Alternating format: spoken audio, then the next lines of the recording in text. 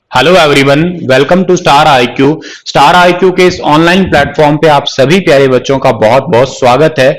आइए शुरुआत करते हैं 3 जुलाई 2021 के हरियाणा करंट अफेयर्स की। अगर आप स्टार आईक्यू पे पहली बार आए हैं तो इस चैनल को सब्सक्राइब जरूर कीजिएगा। मुझसे आप अनअकैडमी पे पढ़ना चाहते हैं तो डिस्क्रिप्शन बॉक्स में दिए गए मेरे प्रोफाइल लिंक पे क्लिक कीजिएगा, मुझे अनअकैडमी पे फॉलो कीजिएगा। स्टार आईक्यू मेरा अनलॉक कोड है। रात को 9:30 बजे अनअकैडमी पे मेरी क्लास होती है, आप इस क्लास को बिल्कुल मिस मत कीजिएगा प्यारे बच्चों। पढ़ते हैं आगे। और कल जो सवाल था उस सवाल का सही आंसर क्या था? ऊर्जा बचत को प्रोत्साहन देने के लिए हरियाणा में किस योजना की शुरुआत की गई है? तो हरियाणा में डिमांड साइड मैनेजमेंट एसी योजना की शुरुआत की गई है, यानी कि सी ऑप्शन इस पर्टिकुलर क्वेश्चन का वो सही था। आगे पढ़ते हैं तो अगला पहला क्वेश्चन होगा आज का हमारा कि हरियाणा के किस जिले में मल्टी मॉडल लॉजिस्टिक हब का निर्माण किया जाएगा? तो हरियाणा में मल्टी मॉडल लॉजिस्टिक हब का निर्माण किया जाएगा महेंद्रगढ़ के अंदर, यानी कि डी ऑप्शन जो है इस पर्टिकुलर क्वेश्चन का वो आंसर रहेगा। सर इसकी घोषणा किसने करी है? हरियाणा के उप मुख्यमंत्री दुष्यंत चौटाला ने जो है इसकी घोषणा की है। महेंद्रगढ़ के नांगल चौधरी के अंदर जो है ये बनेगा क्या? Integrated multi modal logistic hub बनेगा। और ये बेसिकली क्या है? दक्षिण हरियाणा में पहली बार मल्टीनेशनल कंपनियों का यहां पे आगमन होगा। ऐसा करने का मतलब सीधा सा यही है कि हरियाणा के अंदर जो महेंद्रगढ़ जिला है इसका राजस्व बढ़ जाए। एक प्रकार से लॉजिस्टिक हब आने से जाहिर सी बात है कि आपका जो राजस्व है या यूं कहिएगा इकोनॉमी है उसमें तो बूस्टअप अपने आप को मिलेगा ही मिलेगा। और इस लॉजिस्टिक हब में जो दिल्ली मुंबई के जो डेडिकेटेड रेल फ्रेट कॉरिडोर है ना उनको भी लाभ मिल जाएगा। काफी सारी कंपनियों का माल जो है यहाँ पे स्टोर किया जा सकेगा। और जब इतना सारा आगमन होगा तो अपने आप ही जो है इकोनॉमी में तो बूस्टअप मिलेगा ही मिलेगा। आप महेंद्रगढ़ की अगर बात करते हैं तो आप लोगों ने एक जयंत पाली नाम सुना होगा, जहां पे आप लोगों ने सेंट्रल यूनिवर्सिटी का भी नाम सुना होगा। महेंद्रगढ़ की अगर आप बात करते हैं तो महेंद्रगढ़ हरियाणा का दक्षिणी क्षेत्र में पड़ने वाला एक जिला है और यहाँ पे बहुत सारे खनिज पदार्थों के लिए इस महेंद्रगढ़ जिले को जाना करते हैं हम लोग। बाबा रामदेव का नाम भी आप लोगों ने सुना होगा, उनका संबंध भी इसी जिले से ही है, वो बात भी आप याद रखिएगा। ढोसी की पहाड़ियों का नाम भी आप लोगों ने सुना होगा, उनका संबंध भी महेंद्रगढ़ से ही है। महेंद्रगढ़ वो जिला है जिसका मुख्यालय नारनौल के अंदर है। हालांकि हर मंगलवार महेंद्रगढ़ के अंदर काम करने के लिए भी ऑफिशियली निर्देश दिए गए थे साल 2021 के शुरुआती दिनों के अंदर। तो आगे बढ़ते हैं हम लोग। अगला क्वेश्चन होगा कि हरियाणा में आगामी 1 साल में कितने कंप्रेस्ड बायोगैस प्लांट स्थापित किए जाएंगे? देखिएगा सीधी सी बात है, फिलहाल की जो वक्त की अगर आप जरूरत महसूस करें तो वो है कि आपको सीएनजी गैस वाले या गैस वाले प्लांट बहुत ज्यादा चाहिए। क्यों सर चाहिए? देखो पहला कारण आपको बताता हूं, क्योंकि पेट्रोल डीजल के जो आपके रेट है वो आप खुद ही देख पा रहे हैं कि बहुत ज्यादा हो चुके हैं। दूसरी बात है कि फिलहाल का सीजन अभी लोगों ने चावल धान उगाए हैं, लगाए हैं, और 2-3 महीने के बाद में जब इनको काटने की बारी आएगी तो पराली जलाएंगे तो बहुत ज्यादा प्रदूषण होएगा। तो सरकार चाहती है कि इसका यूज हो सके, इस पराली से ही क्या किया जा सके, इस पराली से ही जो है ना वो बायोगैस बनाई जा सके, इस गैस का यूज घरों में भी हो सके और कुछ हद तक अगर कंप्रेस्ड इसे करते हैं या जैसे सीएनजी जैसा कंसेप्ट है वो जो कि व्हीकल्स में यूज की जा सके तो उसमें भी इसे मॉडिफाइड करके यूज जरूर किया जाएगा। तो हरियाणा के अंदर शुरुआती जो है ना तकरीबन 50 बायोगैस प्लांट स्थापित किए जाने की घोषणा है, यानी कि सी ऑप्शन जो है इस क्वेश्चन का वो आंसर ठीक रहेगा। और इन प्लांटों के लिए जो है निकलने वाली 3212 मिलियन मैट्रिक टन गैस को पेट्रोलियम कंपनियां खरीदेगी और इसका इस्तेमाल फिर पेट्रोल डीजल में के विकल्प के तौर पे जैसा कि मैंने कहा इसका यूज किया जाएगा। इससे बेसिकली प्रदूषण तो कम होगा ही होगा और एक इंपॉर्टेंट बात है जो पराली जला ही रहे हैं, ठीक है, तो उनको भी पैसा मिल जाएगा, वो तो वैसे वेस्ट ही करते हैं, ठीक है। तो पर ये योजना एक सुचारू रूप से या यूं कहिएगा ग्राउंड लेवल पे एग्जीक्यूट हो तब ना। एक इंपॉर्टेंट बात है कि जब आप बायोगैस की बात करते हैं तो बायोगैस का मुख्य घटक आप याद रखिएगा CH4 होता है, यानी कि मीथेन होता है।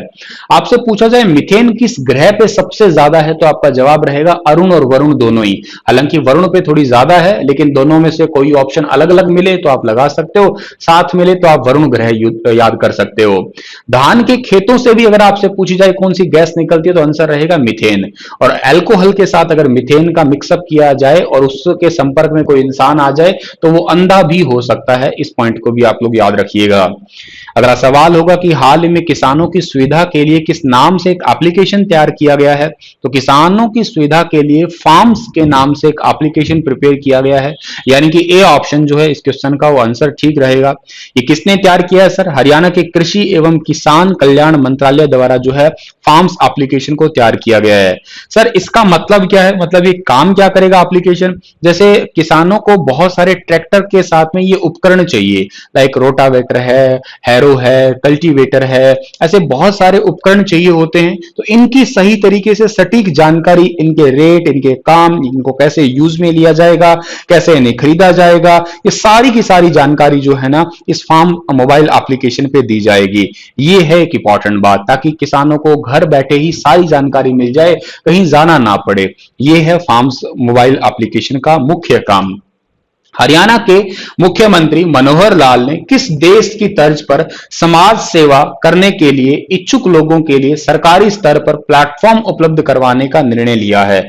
कौन से देश की तर्ज पे? जैसा होता है इजराइल के अंदर, as it is same to same जो है ना वो हरियाणा के अंदर भी किया जाएगा। मुख्यमंत्री जी ने कहा है कि समाज में ऐसे बहुत से लोग हैं जो समाज को बदलने की कोशिश रखते हैं, करते भी हैं और अपनी इच्छा भी है उनकी बहुत ज्यादा, पर यूं ही है बस उनको एक प्लेटफॉर्म नहीं मिल रहा है। तो इजराइल के जो यरूशलेम का उदाहरण दिया है कि जैसे वहां पे 5,000 से अधिक लोग जो है वो एम्बू बाइक सेवा से जुड़े हुए हैं। बिल्कुल ऐसे ऐसे वो सेवाएं क्या करती है एम्बू बाइक, जो मतलब बाइक के ऊपर जो है वो आपातकालीन एम्बुलेंस, जो एम्बुलेंस होती है ना, मतलब बाइक एम्बुलेंस का काम करती है।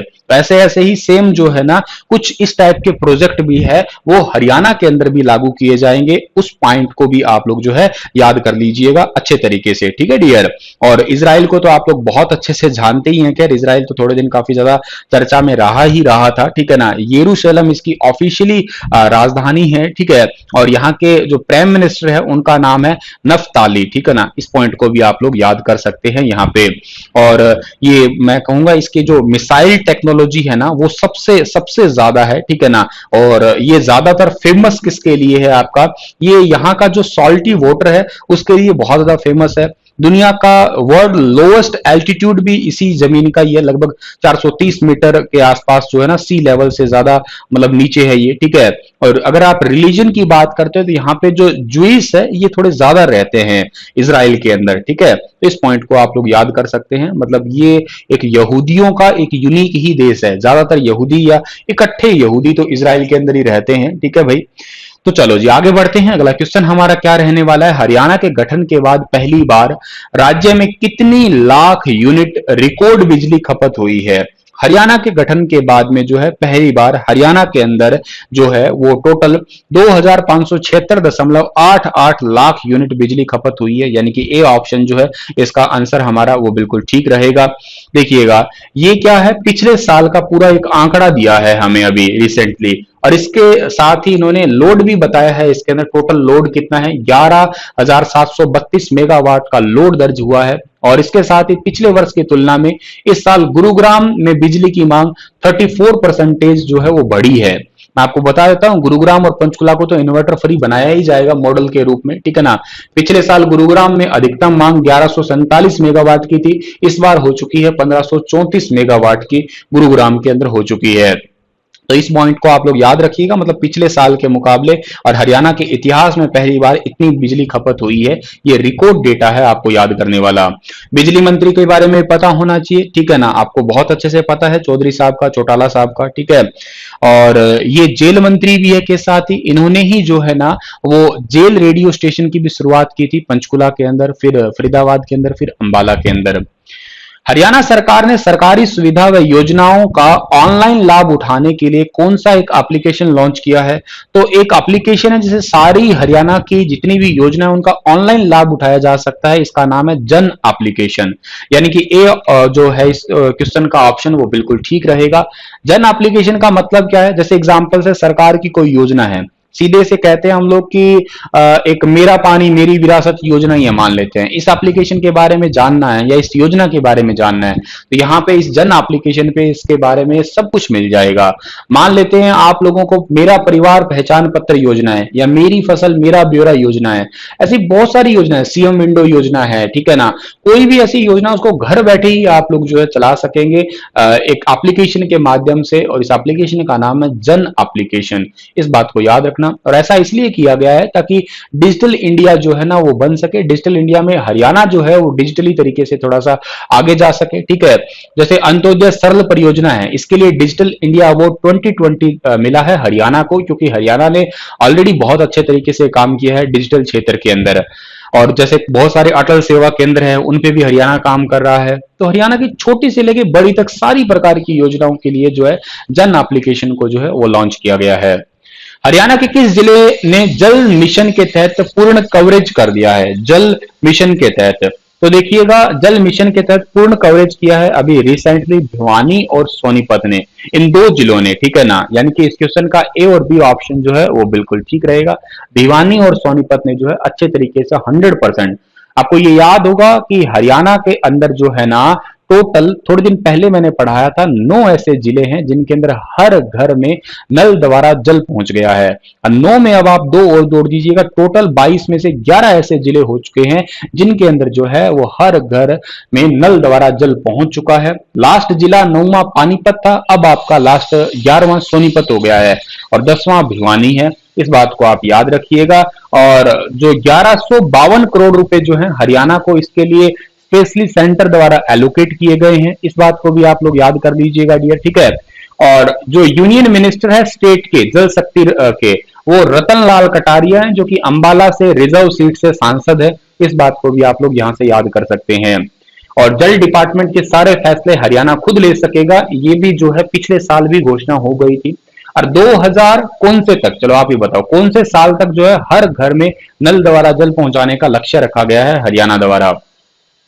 हाल ही में मुख्यमंत्री अंत्योदय परिवार उत्थान योजना को तेजी से चलाने के लिए कितने विभागों की संयुक्त टीम का गठन किया गया है? कितने विभागों की संयुक्त टीम का गठन किया गया है? तो इसका जो आपका सही आंसर रहेगा वो है 6, यानी कि डी ऑप्शन जो है इसका हमारा वो बिल्कुल ठीक रहेगा।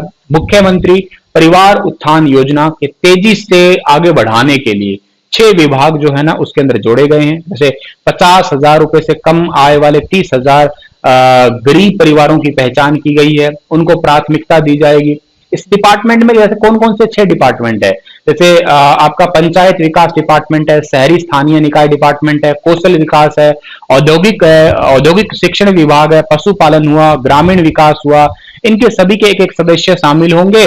और मुख्यमंत्री अंत्योदय परिवार योजना, मतलब जो गरीब परिवार है उनकी गरीबी खत्म करना ही इस योजना का सीधा सीधा काम है। गरीब किसे माना जाता है हरियाणा में? जिनकी सालाना आय 1,80,000 से कम हो उसे आप गरीब मान सकते हो हरियाणा के अंदर, ठीक है। हाल ही में किसे हरियाणा सीड सर्टिफिकेशन एजेंसी के एमडी का अतिरिक्त कार्यभार दिया गया है? हरियाणा सीड सर्टिफिकेशन के एमडी का अतिरिक्त कार्यभार दिया गया है संजीव वर्मा को, यानी कि बी ऑप्शन जो है इस क्वेश्चन का वो आंसर हमारा वो बिल्कुल ठीक रहेगा। हरियाणा सरकार ने 11 आईएएस, 32 एचसीएस और 45 अधिकारी टोटल जो है ना इनका अभी रिसेंटली तबादले किए गए हैं, जिसमें संजीव वर्मा आप लोगों को इंपॉर्टेंट याद रखना है, हरियाणा सीड सर्टिफिकेशन एजेंसी के जो है एमडी यानी कि मैनेजिंग डायरेक्टर बने हैं। ये 11 आईएएस अधिकारी हैं, आप इन्हें पीडीएफ फाइल में पढ़ लेना, ठीक है ना। ये 32 एचसीएस अधिकारी हैं जिनको जो है ट्रांसफर किया गया है रिसेंटली। हाल ही में किसने ब्रिटिश उप उच्चायुक्त जो है जिनका नाम है कैरोनिल रोवेट के साथ में जो है बैठक की है? ब्रिटिश उप उच्चायुक्त जिनका नाम है कैरोनिल, एक तो नाम ही इतने गंदे गंदे रखते हैं, ठीक है, बोलने से पहले 3 बार सोचना पड़ता है। इनके साथ में बैठक की है दुष्यंत चौटाला ने बैठक की है भैया, ठीक है। उप मुख्यमंत्री ने की है, ठीक है। सिविल सचिवालय चंडीगढ़ के अंदर की है। सर क्यों ये बैठक की है? हरियाणा और यूके इन दोनों के बीच में जो बिजनेस एक्टिविटी है उसको बढ़ाने के लिए, हरियाणा राज्य को एक डेवलपमेंट मॉडल के रूप में उभारने के लिए ये रिसेंटली एक बैठक हुई है, ठीक है ना। ये देख लो भाई कैरोनिल, ठीक है ना, कोरोना बोल रहा हूं मैं इनको। तो चलो आज का लेक्चर यहीं पे समाप्त करता हूं मैं। आप लोग मुझे एक सवाल का आंसर दीजिएगा। हरियाणा सरकार ने सहकारी चीनी मिलों को कितने करोड़ रुपए की राशि दी है? 200, 215, 315 और 400। बताइए विस्तार से, कल फिर हाजिर होऊंगा। Thank you so much.